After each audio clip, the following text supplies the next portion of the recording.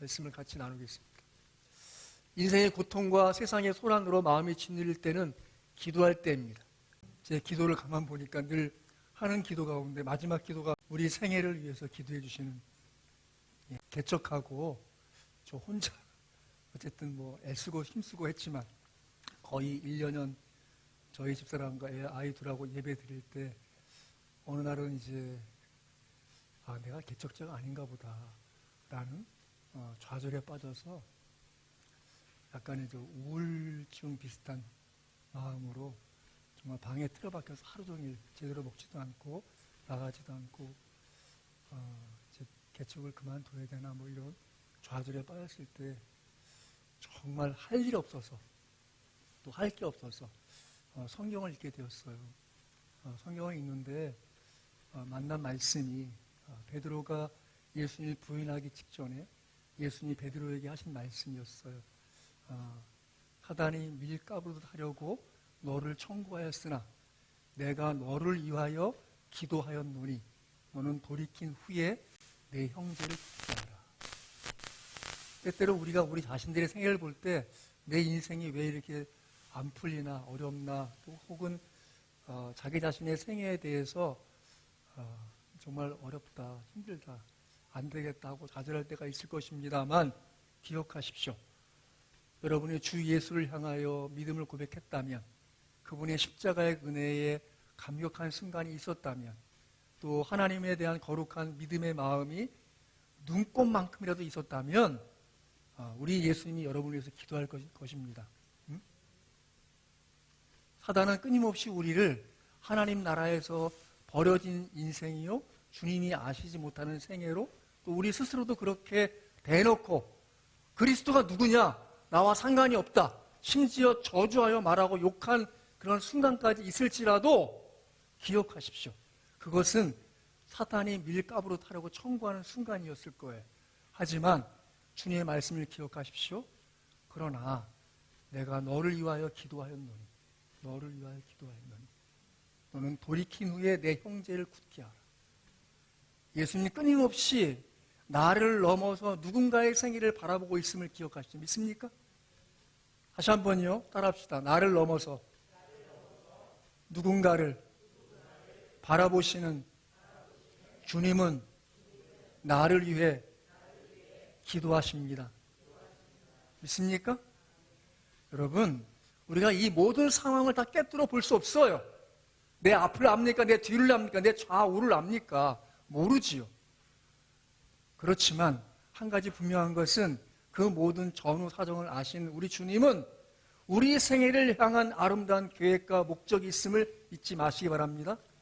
여러분이 언제나 여러분이 자신의 믿음을 점검할 때 가장 기본적으로 파악할 것은 무엇인가 하면 이 믿음은 내 의지로 시작한 게 아닌 거예요.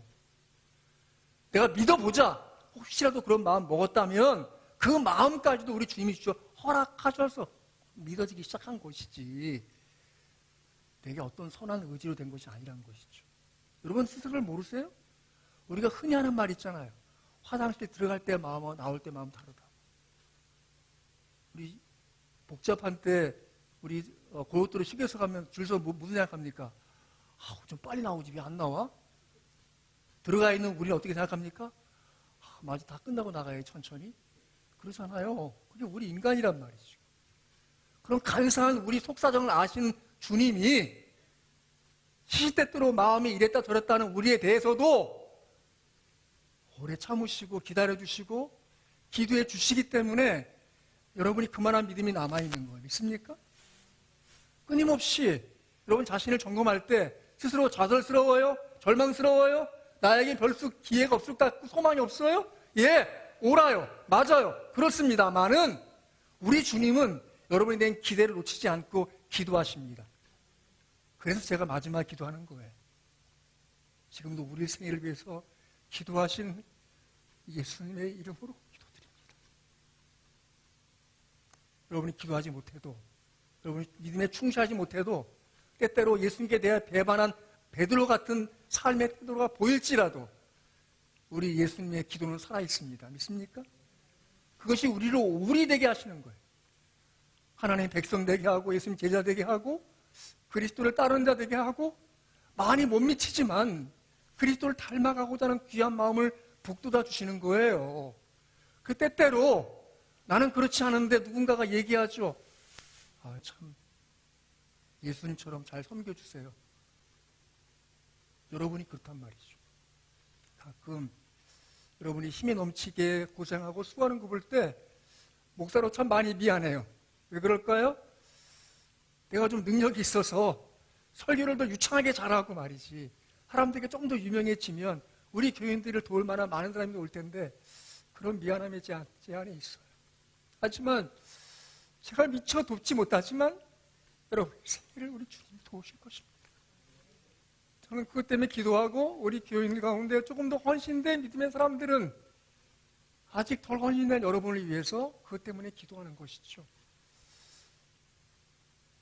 조금 더 믿음이 성숙해지면 자기 믿음 관리가 아니라 다른 사람의 믿음에 대해서 걱정하고 염려하고 기도하고 하나님 앞에 깨어있을 수밖에 없는 것이죠.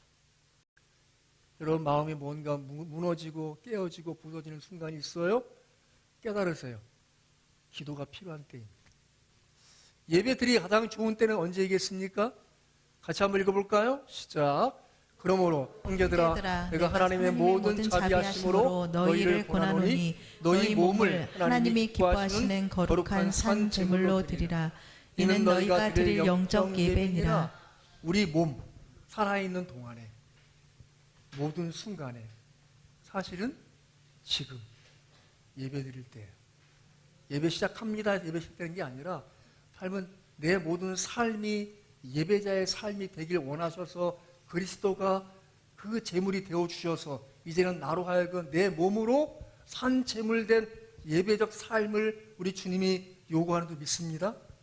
정말 좋은 믿음의 사람은 누구입니까? 이 귀한 예배 시간 마음을 다하여 정성을 다하여 힘을 다하여 뜻을 다하여 목숨을 다하여 예배하는 사람일 뿐만 아니라 이 예배가 끝나도 자기 삶이 하나님이 주목하시는 하나님이 쓰시는 은혜의 통로적 삶으로서 거룩한 산 제물로 드려지는 순간을 놓치지 않고 생각을 지키고 마음을 정결케 하고 말을 거룩한 말로써 칭찬과 은혜의 말로 바꾸고 손을 돕는 손으로 발은 복음의 발로써 찾아가는 것이죠. 믿습니까?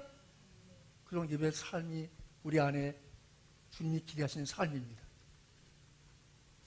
오늘 다니엘서는 다니엘 뜻은 하나님의 나의 심판자이다. 그리고 정확하게 12절 4절에 보면 다니엘아 마지막 때까지 이 말을 간수하고 이를 공함하라 한 그 다니엘의 저자죠. 기록 연대는 아마 BC 605년 1차 포로단이 끌려갔던 다니엘이었기 때문에 536년경 고레스 3년까지 보게 됩니다.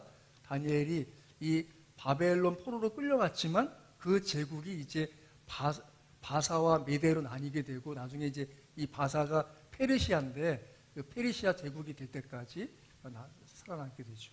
약 한 90세까지 살았다고 보여져요.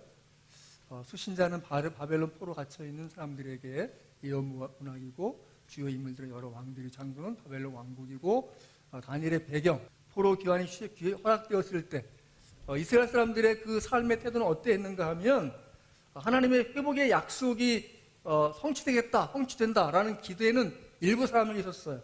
그리고 그 포로 귀환이 이루어졌음에도 불구하고 그것을 우연한 일로 받아들이는 하나님에 대한 신앙이 여러 다신교 사상에 70년이 흘러왔단 말이지요. 그러니까 그들의 신앙이 지금 많이 흐려져 있어서 그들은 약간 오류가 있었어요. 첫 번째 오류는 무엇인가 하면 하나님께서 이스라엘 더 이상 천민으로 여기지 않으신다. 왜죠? 다윗 언약을 주신 다윗 왕국이 무너졌단 말이에요. 그러니까 다윗 언약은 깨졌고 우리는 이제 버림받은 백성이다 라고 생각하게 됐다는 것이죠. 두 번째는 하나님의 신앙에 대해서 그분이 유월자이신 것이 아니라 바벨론에 있어 보니까 여러 신들을 섬기는 잘 나가는 많은 사람들을 보게 된 것이죠. 가끔 그런 거 보지 않습니까? 정말 점집 잘 다니면서 부자가 있단 말이에요. 그 점집 시킨 대로 했더니 부자가 됐다고. 그러면 아니 하나님 살아계시는데 점집 다니는 사람들이 잘 살고 저쪽에도 능력이 많네? 뭐 이런 생각을 갖게 된다는 것이죠. 이스라엘 사람들이 지금 70년 포로 생활을 하면서 갖게 되는 어떤 신앙적 모호함들이 생긴 거예요. 그들이 갖고 있었던 그 그 세계관이 지금 무너진 것이죠.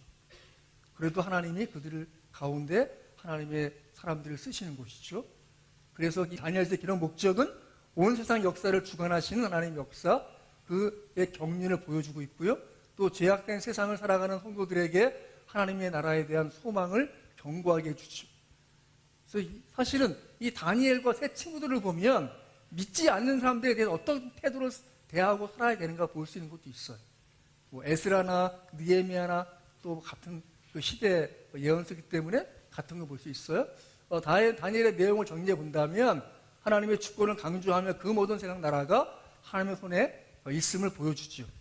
그래서 도입부 일부는 역사의 배경, 그들은 이제 하나님 없는 세계에 들어와 있는 그런 새로운 삶을 맞이하게 됐죠. 준비된 믿음의 사람들이 있습니다. 다니엘과 세 친구들이 나오죠. 그리고 2부 역사적인 내용이 있어요. 그 황제의 그 왕의 그 환상을 보고 꿈을 보고 또 해석해주는 그런 일이 생기죠. 또 세계 민족의 장례를 보게 되고, 특별히 이 부분 다니엘서 2장 4절부터 7장까지는 이 구약 성경에서 아람어로 기록되어 있어요. 3부 바로 7장의 12장 전반부에서는 그 왕의 꿈이나 환상을 해석했다면 7장부터 12장까지는 다니엘이 본 꿈을, 다니엘이 보는 환상을 증거를 하고 있어요. 이스라엘 민족의 장래에 대해서. 자, 성경을 잘 모르면 어린이 도서를 참고하세요. 이 바이블 인포그래피라고 성서인문에 나온 이 그래픽으로 성경 전체를 요약해 놓은 거 있어요. 거기에 이제 다니엘의 세 친구에 대해서 나와요. 이 다니엘의 세 친구가 그 당시에 그들의 나이가 15살이었을 것이라 보고, 다니엘서 1장에 그들은 자신들을 정결케 하기 위한 뜻을 정하고 정결한 음식을 통해서 하나님 자기를 돕고 계심을 한 10일 동안 채소와 물을 먹으면서 증거하게 되죠. 또 2장에서는 역사를 주관하신 하나님을 어미하심을 보여주는데, 바로 느부갓네살 왕이 꿈에서 본 신상이 있어요. 그 신상은 금은 바벨론, 또 은은 페르시아, 또 이 동은 헬라, 그리스. 헬라라고 할 때 중요한 건 누구냐 하면 알렉산더 왕이에요. 그리고 철은 다리, 두 다리, 바로 로마를 가르치죠. 로마가 나중에 두 나라로 나뉜 거 아시죠? 동로마와 서로마로 나뉘죠. 그리고 그 발끝은 여러 흙과 철로 얽혀 있는 걸 보게 되면서 하나님이 세상 역사를 주관하고 있음을 상징적으로 보여주죠. 이 예언을 통해서 볼 때 결국 이 세계가 그렇게 흘러가는 것을 보게 되죠. 그런 예언적 성취를 보면 하나님이 역사를 주관하심을 믿습니다. 믿습니까? 그런데 그 가운데 나온 곳이 이제 다니엘서 2장에 손대지 아니한 돌이 있어요. 같이 한번 그 다음 말씀 읽어볼까요? 시작. 사람에게는 버림바 되었으나 하나님께는 택하심을 입은 보배로운 한 돌이신 예수께 나아가 너희도 산돌같이 신령한 집으로 세워지고 예수 그리스도로 말미암아 하나님이 기쁘게 받으실 신령한 제사를 드릴 거룩한 제사장이 될지니라. 그 손대지 아니한 돌이 그 신상을 쳐서 무너뜨리는, 그리고 그 돌이 더 무더위에 쌓이는 것을 보여줌으로써 그 산 돌이신 예수께서 세상 나라를 심판하시고 결국 그를 따르는 자들이 산 돌로서 이 시대 가운데 쓰임받고 있음을 보여주는 말씀이 베드로전서 2장 말씀이에요. 3장에서는 불타는 용광로가 놓여있죠. 그 신상의, 왕의 신상에 절하지 않는 자들을 그 용광로에 집어넣겠다라는 이 왕의 조서가 발표되고, 그 불타는 용광로 사건을 통해서 바로 그 다니엘의 세 친구가 그 안에서 오히려 또 다른 한 사람이 보인다라고 하는 그 또 다른 한 사람은 바로 그리스도를 상징하는 것을 볼 수 있어요. 그래서 그 바이블 인포그래픽에서는 그 용광로의 온도를 7배나 뜨겁게 해라 라고 했다는 것을 볼 때 그 온도가 약 한 6,000도 이상, 태양의 표면보다 500도나 더 뜨겁게 만들었다는 것이죠. 그렇게 할 만큼, 하지만 하나님의 특별한 보호하심이 그들에게 있었습니다. 그들의 고백은 무엇입니까? 자, 저를 따라하세요. 그리 아니하실지라도. 우리가 원하는 바는 그렇게 이루어지기 원하지만 그렇게 아니하실지라도 우리가 왕의 신상에 절하지 않을 것을 왕께서 하옵소서라고 그들의 믿음을 고백하죠. 우리가 때때로 우리가 원하지 않는 상황 속에 내몰릴 때 기억할 것은 우리 주님은 우리 마음에 담겨있는 그 은혜의 고백들, 믿음의 고백들, 감사의 찬양들을 꺼내는 그 순간들로 만드시는 거예요. 그래서 시편 31편의 9절 위에 보면 다윗은 그 아들 압살롬에게 쫓겨다니는 그 상황에서도 고백하기를 여호와여 그러하여도 나는 주께 의지하고 말하기를 주는 내 하나님이시라 하였나이다. 그 고백을 우리가 들을 수 있게 된 것이죠. 여러분의 상황에 대해서 불평불만하기보다는 여러분의 믿음을 새롭게 하시길 주님을 축원합니다. 자, 그렇게 해서 하나님의 그 일하심이 계속 드러나는데 다니엘 4장에서는 느부갓네살 왕이 꿈에 큰 나무를 보고 그 나무가 이제 그 도끼에 찍혀서 무너진 것을 보게 돼요.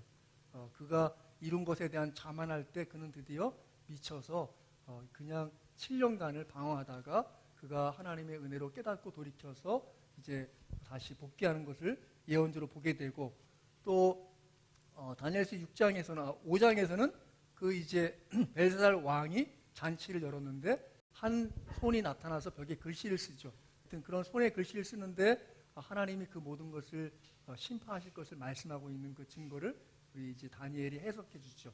그렇게 하나님의 일하심을 계속 드러내고 있습니다. 같이 한번 읽어볼까요? 시작. 지극히 높으신 이가 사람의 나라를 다스리시며 자기의 뜻대로 그것을 누구에게든 주실 줄. 또 다른 말씀은 가장 높으신 하나님이 인간의 나라를 다스리시고 그의 뜻에 맞는 사람을 그 자리에게 세우신. 여전히 하나님이 세상 나라를 움직이고 계세요. 우리가 볼 때는 악의 정권이고 우리가 볼 때는 악인이 뭐 정권을 잡았다 싶지만 하나님의 허락하심이고 운행하심이고 인도하심이 결국 이 세상 나라는 하나님의 마지막 심판 때를 향해서 나아오고 있는 것이죠. 다니엘 2장과 7장의 꿈에 대한 비유가 있어요. 그 꿈을 꾸는 것은 이제 2장에서는 느부갓네살 왕이 하고 7장에서는 다니엘이 꿈을 꾸죠. 그리고 세상 나라들의 멸망에 대해서 보여주고 있습니다. 오늘 여기 8장에서는 이제 제가 지금 7장까지 했고 이제 8장에서는 그 예언이 나와요. 그 예언들이 구체적으로 어떻게 이루어지는지를 그 후반절에서 이제 후반부에서 해석해주고 있어요. 그래서 성경을 읽을 때는 본문에 좀 충실하게 읽는 것이 좋아요. 특별히 누군가가 다니엘을 해석해 준다고 할 때 좀 조심스러운 게 있어요. 뭐가 있냐면 여기에는 많은 숫자, 기간, 날짜들이 나와요. 근데 그런 것들을 자신들이 원하는 방식으로 해석하는 사람들이 있어요. 그래서 이 다니엘을 해석해 준다, 뭐 다니엘의 비밀, 뭐 이런 식으로 해가지고 사람들을 끌어모아서 하는 경우가 있는데 그건 조금 좀 경계할 필요가 있겠고 일단은 성경을 읽으면서 성경 자체의 해석들을 좀 주목할 필요가 있어요. 그 다니엘서 8장에 나오는 두 뿔 가진 숫양은 그 메대와 바사의 왕들이라고 20절에 해석해 주었어요. 두 뿔 가진 숫양은 메대와 바사 왕들이요. 또 염소는 헬라 왕, 큰 뿔은 첫째 왕. 근데 거기 첫째 왕이 누군지 나와 있지 않지만 역사적으로 보면 그리스 지역의 전 지역을 통일한 사람은 필리포 2세라고 하는 이 알렉산더 대왕의 아버지예요. 굉장히 잔혹한 사람이에요. 그 사람의 일대기를 읽어보면 그가 통일을 시킬 수밖에 없어요. 그리고 결국은 또 알렉산더가 그렇게 유럽과 저기 서인도와 북아프리카 전체를 통일시킬 수 있었던 이유는 그의 병법에 뭐가 있냐, 아버지에게 배운 건데 그 아버지가 전쟁을 치룰 때는 항상 적들하고 상대해서 그 적들이 쓰는 방법들을 대이용해서 적들을 다 물리쳤어요. 그러니까 계속 병법이 더 쌓아지는 거, 노하우가. 그래서 그 로마 군대를 보면 로마군의 이 투구가 이 목을 감싸고 있거든요. 그걸 왜 그러냐면 그 당시에는 낫을 쓰는 그런 이 나라가 있었어요. 전쟁할 때. 그 낫을 걸고 목을 베는 거란 말이에요. 그러니까 그걸 방지하기 위해서 목까지 내려오는 투구를 쓰는 뭐 그러니까 그런 식으로 계속 상대 적국과 싸우면서 노하우가 쌓이면서 더 많은 이제 승리를 거두게 되면서 이 알렉산더가 거의 10년 만에 이 북아프리카와 유럽과 저 서인도까지 통일을 시켜버린단 말이죠. 결국 로마 제국이 등장하는 그 전 단계를 만든 사람이 바로 알렉산더 대왕이죠. 그리고 나서 이제 이 뿔이 꺾여요. 22절에 보면 그 대신 네 뿔이 났습니다. 그 네 뿔은 그 알렉산더가 이제 결혼할 때 이방 여자랑 결혼해요. 근데 아이를 이제 갖지 못해. 그러다가 인도에 출정 나갔다가 열병에 걸려서 돌아와서 그 열병에 앓고 죽어요. 죽을 때 이제 신하들이 물어요. 도대체 이 제국을 누구한테 줄 것입니까? 접니까? 막 이렇게 하는 상황에 마지막 유언을 하지 않고 죽어요.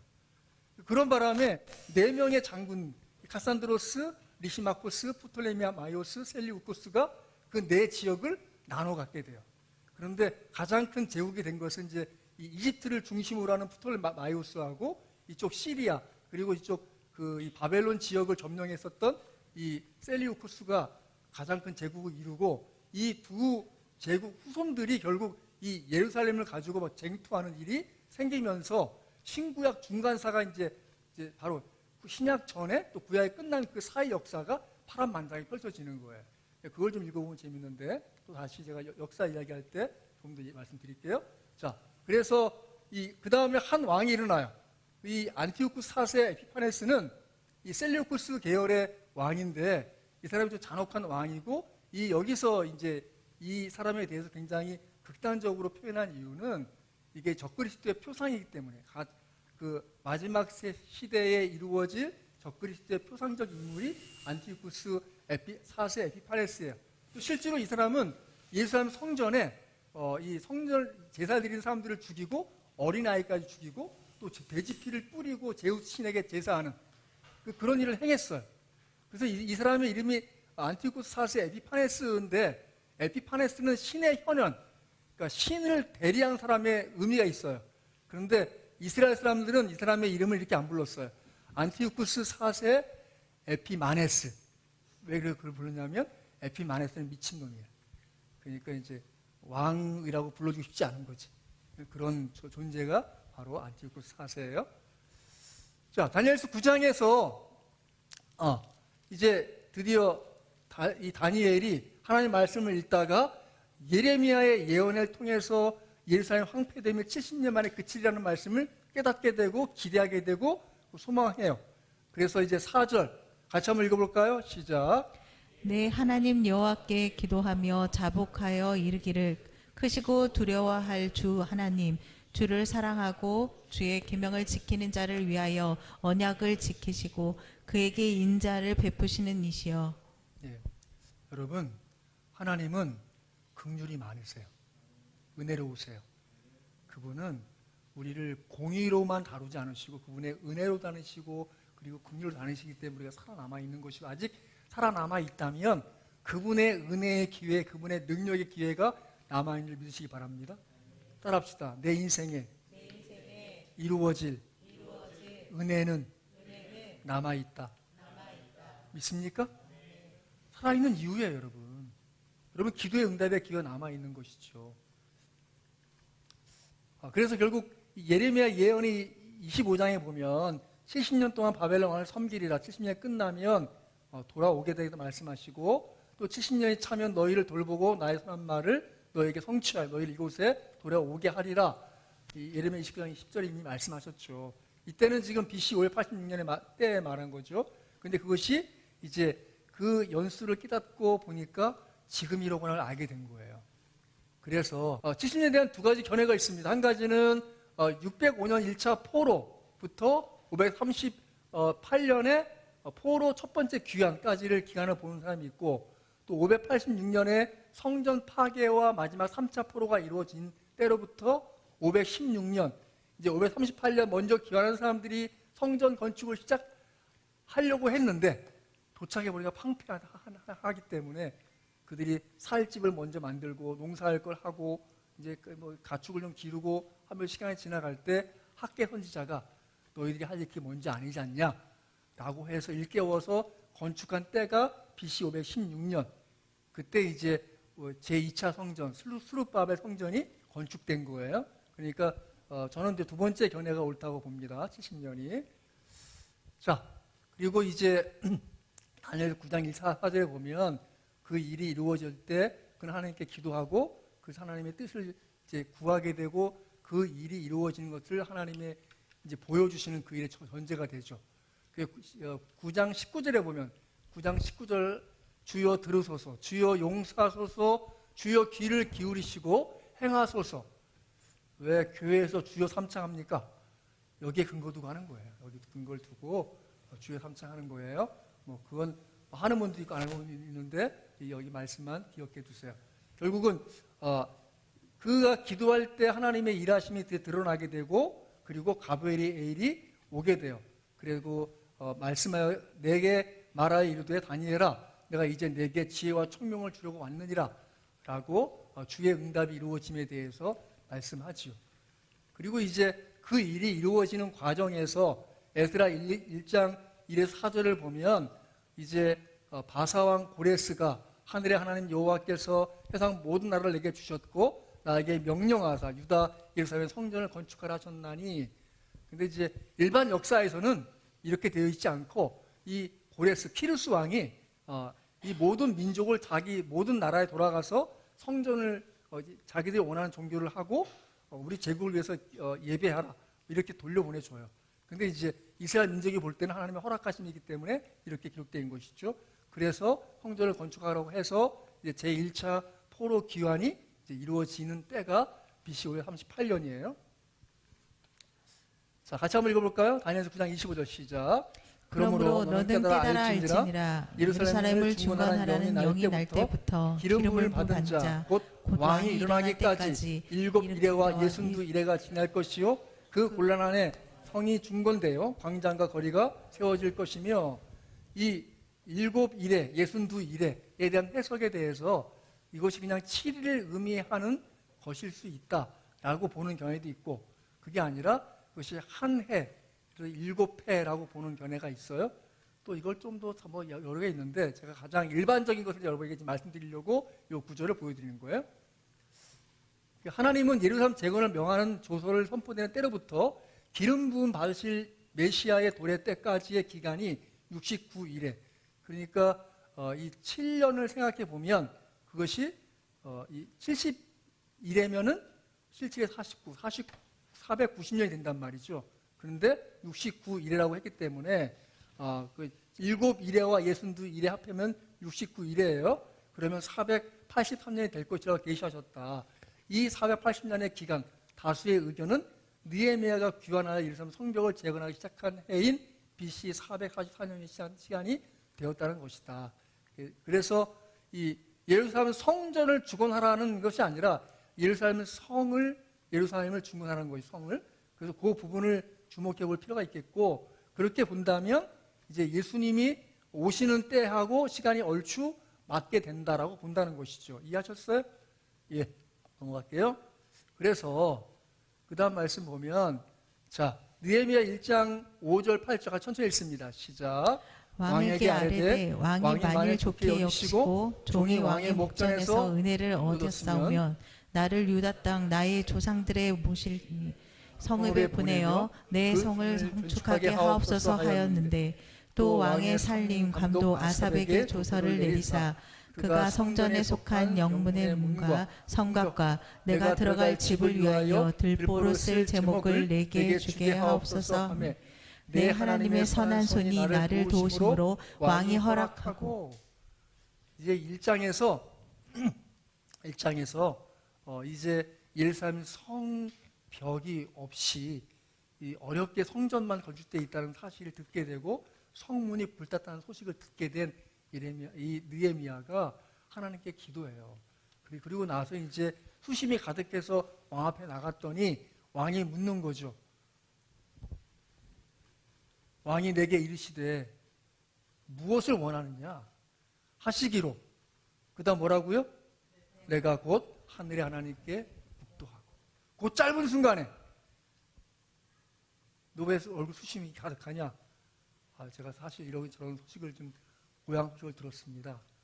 내가 네게 무엇을 해주기를 원하느냐? 무엇을 원하느냐? 그런데 그때 느헤미야는 짧지만 하나님께 조용히 기도해요. 여러분, 기도는 모든 순간에 필요한 것입니다. 믿습니까? 그 짧은 순간에 내가 곧 하늘의 하나님께 묵도하고 그 다음 왕께 이르되 그랬더니 내 하나님 손에는 손이 나를 도우심으로 왕이 허락하고 라고 일이 이루어지는 것이죠.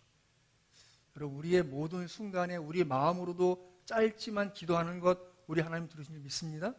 저는 그걸 놓치지 않길 바라요. 인생의 고통과 세상의 소란으로 마음이 힘들릴 때는 기도할 때입니다. 모든 순간이 사실 기도할 때이지요. 자, 다니엘서 8장 19, 21절에 그 아까 나왔던 그 배경을 염두에 두고 오늘 이 11장 2, 3절을 읽어야 돼요. 헬라 왕국을 칠 것이요 할 때 이제 신흥국이었던 아직 알렉산더 대왕이 일어나기 전에 있던 일이에요. 영화 300 보셔서 300?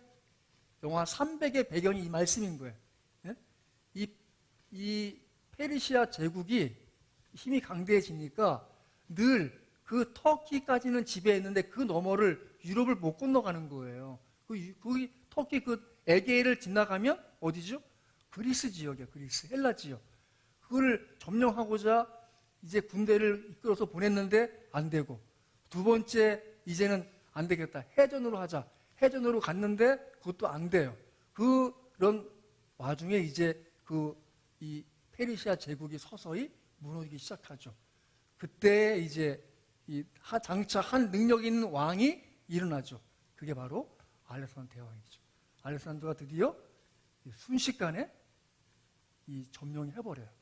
그런데 그 알렉산더 대왕이 전 세계를 이렇게 지배할 수 있는 가장 큰 이유는 무엇인가 하면 항복하면 받아주고 그 왕가와 왕족을 대우해줘요. 그리고 그 신하들을 그 나라를 지배하게 해주고 자기는 빠져. 자기는 총지배인이 되는 거야. 예? 그리고 군사를 다시 거기서 충원받아서 그 다음 나라로 또 가. 근데 만약에 저항하면 완전히 다 전멸시켜버려요. 그러니까 둘 중에 하나야. 항복을 하든지 아니면 대항을 하든지. 그런데 이 바사 제국은, 페르시아 제국은 저항하다가 황제가 도망가요. 그런 바람에 나머지 사람들이 다 항복을 해버려. 그래서 오히려 이 알렉산더 대왕이 들어가서 그의 공주들이나 왕자들을 더 살게 도와줘요.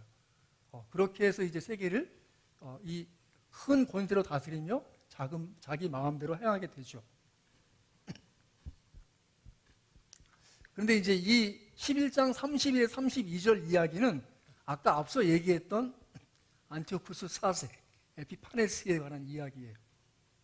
이 세월이 흘러서 이 앞에 11장의 내용은 지금 BC 323년에 이제 알렉산더 대왕이 죽기 전의 이야기고, 여기 지금 11장 31절 2절은 이제 이후에 이제 네 제국으로 나뉘어지고, 그리고 난 이후에 또 세월이 흘러서 BC 167년경의 이야기예요.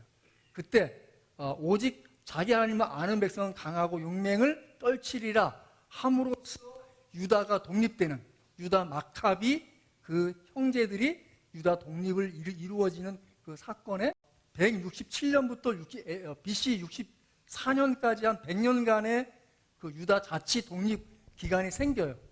그리고 나서 이제 로마에 의해서 점령당하고 로마 식민지가 되는 그 과정에 이 말씀이 예언되어 있다고 봅니다. 그래서 베드로 후서 3장 10절 같이 읽어보겠습니다. 시작.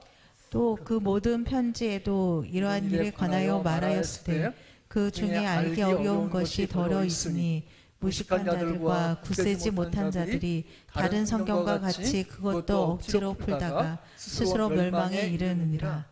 베드로 사도가 이제 베드로 사도의 편지를 받는 이 지금의 트리기어 지역의 사람들의 편지를 보내면서 그 사도 바울의 편지가 있는데 그 편지를 함부로 억지로 풀지 마라 라고 지금 말씀을 한 것인데, 사실 이것은 성경 전체에 해당하는 거예요.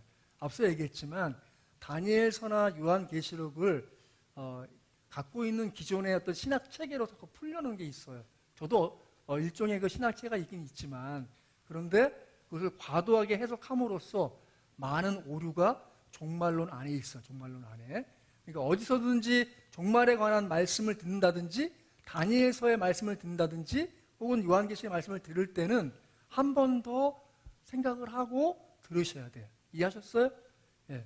저의 설교도 마찬가지죠. 담임 목사님께 다 오르시겠지. No, 저 다 옳지 않아요. 저도 약간의 오류가 있을 수 있어요. 왜죠? 종말은 아직 완성되지 않았기 때문에. 그 종말론이에요? 론은 뭐예요? 의견이고 진술이고 한 가지 사상인 것이죠. 그것 때문에 성경을 해석할 때 오류가 적은 쪽에 해석을 해야 된다라고 저는 봅니다.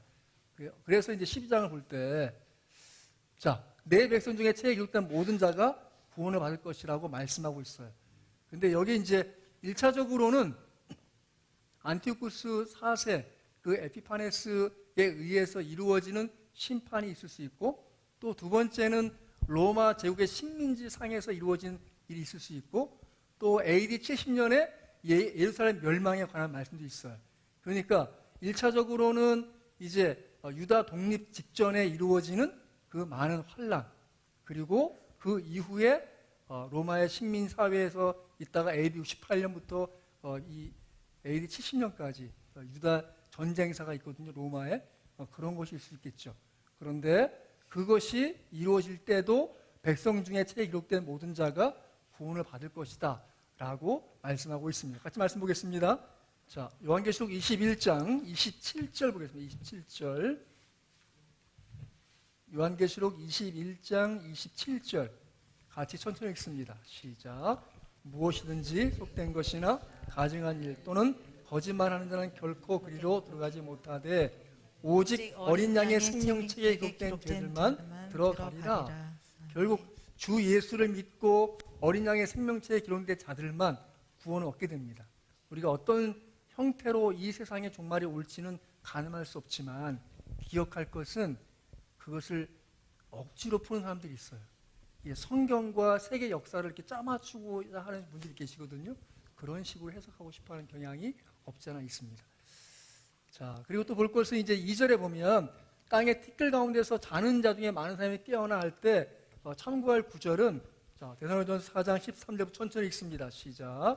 형제들아, 자는 자들에 관하여 너희가 알지 못함을 우리가 원하지 아니하노니 이는 소망이 없는 다른 이와 같이 슬퍼하지 않게 하려 함이라.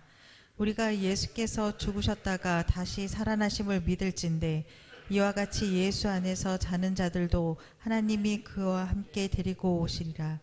우리가 주의 말씀으로 너희에게 이것을 말하노니 주께서 강림하실 때까지 우리 살아남아 있는 자도 자는 자보다 결코 앞서지 못하리라. 주께서 호령과 천사들의 소리와 하나님의 나팔 소리로 친히 하늘로부터 강림하시리니 그리스도 안에서 죽은 자들이 먼저 일어나고 후에 우리 살아남은 자들도 그들과 함께 구름 속으로 끌려올려 공중에서 주를 영접하게 하시리니 그리하여 우리가 항상 주와 함께 있으리라. 그러므로 이런 말로 서로 위로하라. 아멘. 여기서 지금 4장 13절에 자는 자들에 관하여는 라는 표현은 죽음에 대한 은유적, 비유적 표현이에요. 그러니까 죽은 자들에 관해서 소망 없는 사람 같이 우리가 슬퍼하지 않게 하는 이유는 바로 이미 죽은 자들은 예수께서 그들을 그와 함께 데리고 오시겠다. 데리고 오신다고 말씀하고 있고, 또 16절에 보면 그리스도 안에서 죽은 자들이 먼저 일어나고 이제 부활이 있을 것을 말씀하고 있어요. 그래서 우리가 항상 주와 함께 있으리라 라고 하는 그러한 말로 서로 위로하라라고 말씀하고 있는 것이죠. 그래서 그 17절에 그 후에 우리 살아남은 자들도 그들과 함께 구름 속으로 끌어올려라고 하는 것에 이 한문으로 표현하면 그게 바로 휴거예요, 휴거.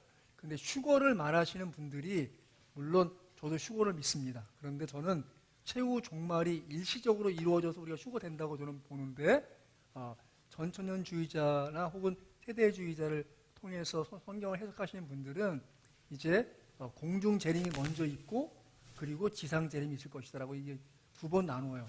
그래서 두 번 나눌 때 공중 재림 하시는 주님이 먼저 믿는 사람들을 끌어올려서 휴거를 시키고 지상은 뭐 7년이나 뭐 3년 반, 후 3년 반 이런 식으로 얘기를 하는 그런 경향이 있는 것은 참고를 하세요. 그럴 수 그렇게 해석하시는 분들도 있구나. 그런데 김만찬 목사는 그렇게 해석하지 않고 이 모든 것이 일시적으로 휴거와 그리스도의 재림이 동시에 이루어지고 이후에 영원 천국이 이루어진다고 가르치는 입장인 것을 생각해 주시면 좋겠습니다. 3절에 보면 같이 한번 읽습니다. 시작. 지혜 있는 자는 궁창의 빛과 같이 빛날 것이요 많은 사람을 옳은 대로 돌아오게 하는 자는 별과 같이 영원토록 빛나리라. 여러분, 지혜 있는 자는 궁창의 빛같이 빛날 것이요 주 예수를 믿는 것이 지혜입니다. 믿습니까? 지금은 당장은 다 빛으로 보이지 않을 수 있겠지만 누군가에는 이게 삶과 죽음의 순간에 그리스도인들은 반드시 빛입니다. 그리스도인이 반드시 빛으로 드러납니다. 믿는 사람들의 장례식은 조금 더 평안하고 감사가 있고 또 약간의 슬픔이 있을 수 있지만 하나님의 은혜가 있는 곳이죠. 거긴 빛이 있어요. 평강이 있어요. 많은 사람을 옳은 대로 돌아오게 한 자. 우리 주님이 기대하시는 것은 무엇입니까? 믿음의 삶을 살아나가는 사람들이 아직 주 예수를 믿지 않고 어두운 데로 나가는 사람들을 옳은 대로 돌아오게 하는 것을 기대하는 줄 믿습니다. 그것이 바로 마지막 때에 이루어질 일인 것이죠. 그래서 마태복음 24장 21절 같이 읽습니다. 21절입니다. 시작. 이는 그때에 큰 환란이 있겠습니다.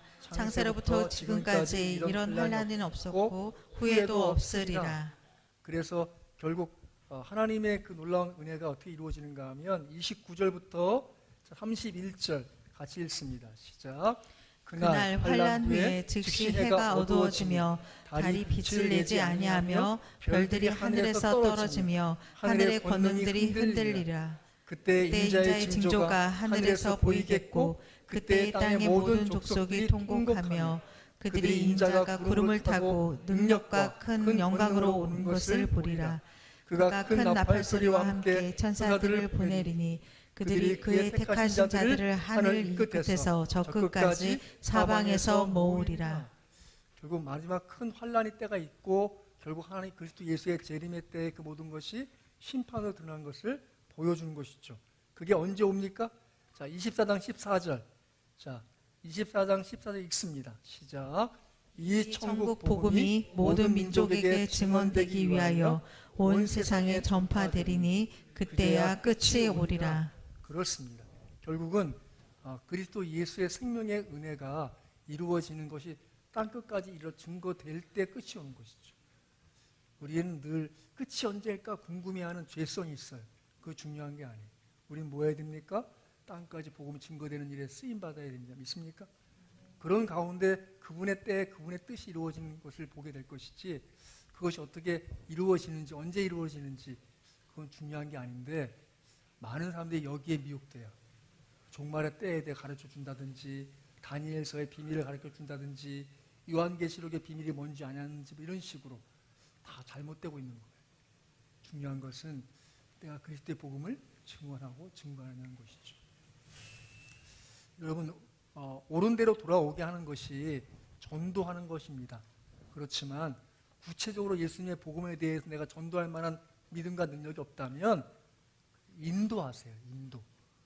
우리 교회에 와서 예배하고 우리 교회에 와서 하나님 말씀을 배우면 바른 믿음을 가질 수 있습니다. 라고까지만 해도 훌륭한 옳은 대로 인도하는 거예요. 옳은 대로 돌아오게 하는 거예요. 결국은 하나님 나라의 귀하게 쓰임받는 사람들은 주님의 뜻에 대해서 집중하고 그분의 말씀에 집중하고 믿지 않는 사람들에 대해서 긍휼히 여기고 주님 앞으로 주님께로 안내하고 인도하는 것을 믿습니다. 그래서 4절 같이 한번 읽습니다. 시작. 다니엘아 마지막 때까지 이 말을 간수하고 이 글을 봉함하라. 많은 사람이 빨리 왕래하며 지식이 더하리라. 이것이 결국 이 7절 하반절에 보면 한때 두때 반때를 지나 성도의 권세가 다 깨어지기까지이니 그렇게 되면 이 모든 일이 다 끝나리라. 근데 여기 또 이제 한때 두때 반때를 또 해석해 주는 사람들이 있어요. 그거 중요한 거 아니에요. 중요한 거 아니에요. 어디서든 모두 기간을 자꾸 얘기해 주고 설명해 주는데 좀 조심해야 돼요. 대부분 다 주관적인 거예요. 옳지 않아요. 자, 그래서 이 9절 같이 읽습니다. 자, 다니엘서 12장 9절입니다. 시작. 그가 이르되 다니엘아 갈지어다 이 말은 마지막 때까지 간수하고 봉함할 것임이니라. 결국 이 모든 것이 이루어질 때까지 이건 사실 가두어 있는 거예요. 근데 그 결국은 어떻게 되는가 하면 10절 하반절에 보면 오직 지혜인 자는 깨달으리라고 말씀하고 13절이 중요해요. 자, 12장 13절 읽습니다. 시작. 너는 가서 마지막을 기다리라. 이는 내가 평안히 쉬었다가 끝날에는 내 몫을 누릴 것이니라. 아멘. 마지막을 기다리는 것이지 마지막이 날짜가 언제지 알아보는 것이 아니에요. 이 세상 종말이 와도 그 종말은 결국은 내 개인적인 종말이 먼저예요. 다시 한번요. 세상 종말보다 내 개인 종말이 먼저예요. 지나간 30년 제가 믿음 생활하면서 많은 종말에 대한 얘기들을 들었는데 그분들의 얘기에는 종말만 말하지 자기 종말을 준비하지 않는 사람으로 되더라고요. 정말 중요한 건 세상 종말이 아니고 나의 종말이. 무엇 해야 됩니까? 너는 가서 마지막을 기다리라. 이는 내가 평안히 쉬다가 끝날에는 내 몫을 누릴 것입니다. 그 끝날까지 주어진 믿음으로써 옳은 대로 돌아오게 하는 것이 우리의 사명인지 믿습니다. 그 하나님의 뜻과 은혜가 내게 있어서 성경에 대하여 말하신 하나님의 진리가 다니엘에게 얘기한 BC 536년의 그 예언이 결국 그 이후에 주님 올 때까지 그 많은 제국의 역사를 예언해서 성취한 것처럼 그리스도가 이 세상 종말을 선언하고 선포하셔서 이 세상을 운행해 나가시는 것처럼 지금도 우리에게 필요한 것은 내 몫을 누리는 그것을 우리 주님이 준비하시고 우리를 그것을 향해서 인도하시는 것이죠. 그 믿음으로 우리가 나아갈 줄 믿습니다. 바라기는 저와 여러분이 많은 사람이 빨리 왕래하는 이 시대 속에서 주님의 진리는 살아있고 우리는 그 진리의 반열에 믿음으로 나가고 있음에 대해서 확신하면서 많은 사람들을 옳은 대로 돌아오게 하는 일에 쓰임받는 저와 여러분, 우리 가정, 우리 교회 되기를 주의 이름으로 축원합니다. 아멘.